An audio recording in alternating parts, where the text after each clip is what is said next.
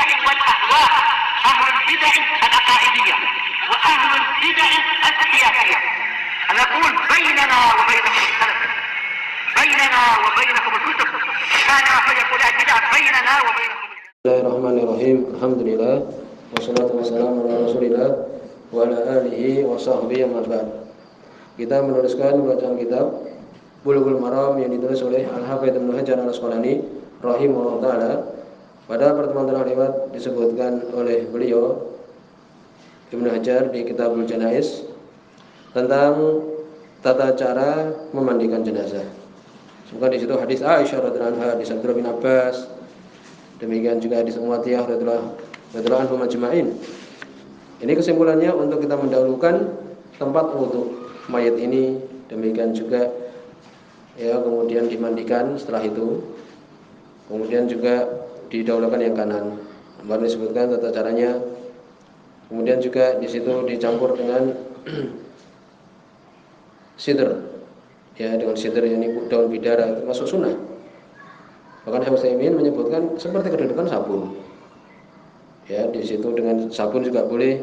Tapi kalau bisa kita gunakan sunnah Nabi sallallahu alaihi wasallam, menggunakan daun bidara yang ditumbuk seperti busa dia. Ya, seperti ini sabun seperti itu. Kemudian 3 kali, ya 3 kali. Adapun untuk memasukkan air ke hidung demikian juga ke mulut maka tidak dilakukan, cukup dengan menggosok giginya, demikian juga hidungnya. Telah lewat pembahasannya. Demikian juga untuk memandikannya 3 kali, ya disunahkan 3 kali. Yang wajib itu adalah sekali. Bahwa di sini ada beberapa permasalahan. Ghusl mayit aktsar min 7 ghusalat. Memandikan mayit lebih dari 7 kali. Sebutkan dalam makruh. Ya, paling banyak adalah 7. 3, 5, 7. Kemudian bagaimana apabila keluar najis setelah dimandikan mayit? Sebutkan kesimpulannya adalah afdolnya diulangi lagi. Ya. Tapi ini tidak wajib. Sampai berapa? 7 tadi. Kan demikian. Sebagaimana dalam hadis Ummu Atiyah radhiyallahu anha telah lewat. Istihdamul ma' al-har, bagaimana menggunakan air yang panas. Disebutkan bahwa hendaknya dengan menggunakan air yang dingin. Li'an al-har yu'addi ila istirkha'i jismil mayyit.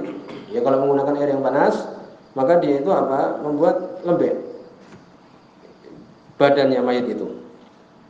Dan maksudnya air yang dingin, yakni dengan air yang dingin yaitu al-burud al-mu'tad, dingin yang dia itu biasa, bukan dingin yang sangat sekali. Ya demikian.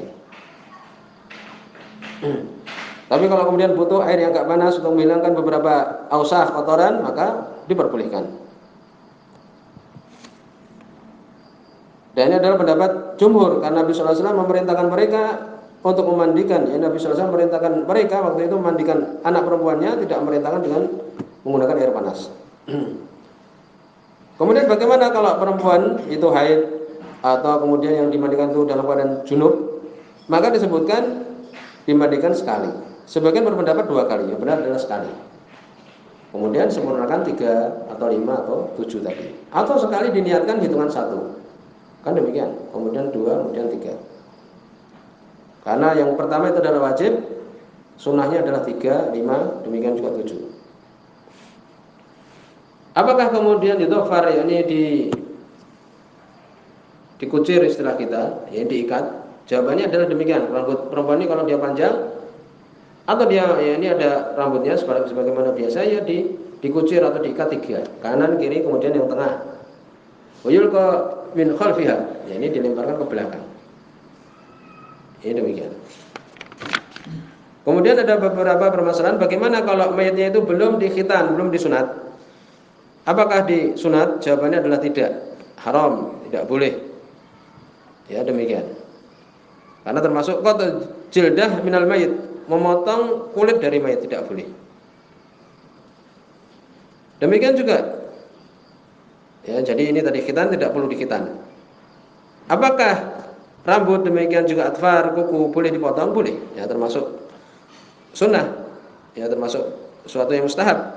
Li'anna tahsinal mayyit wa tahsin kafanihi wa tahsin qabrihi matlubun. Karena sesungguhnya membaguskan jenazah itu, membaguskan kafannya, membaguskan kuburannya itu diharapkan, itu yang diminta syar'an secara syariat. Demikian juga dalil-dalil.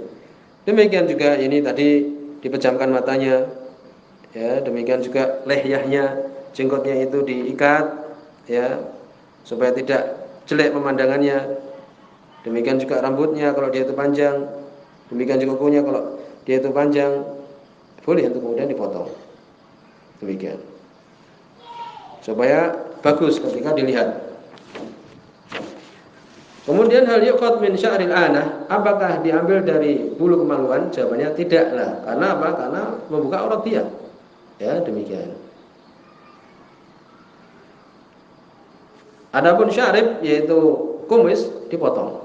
Ya, kumisnya boleh dipotong.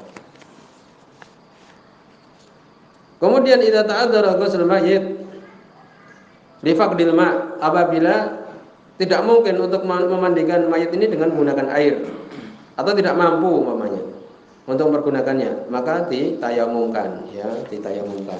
Demikian.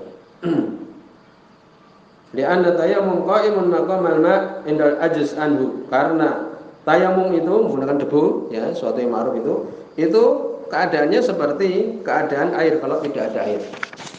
Kemudian berikutnya hadis nomor 530 tentang permasalahan mengkafani, ya, mengkafani jenazah.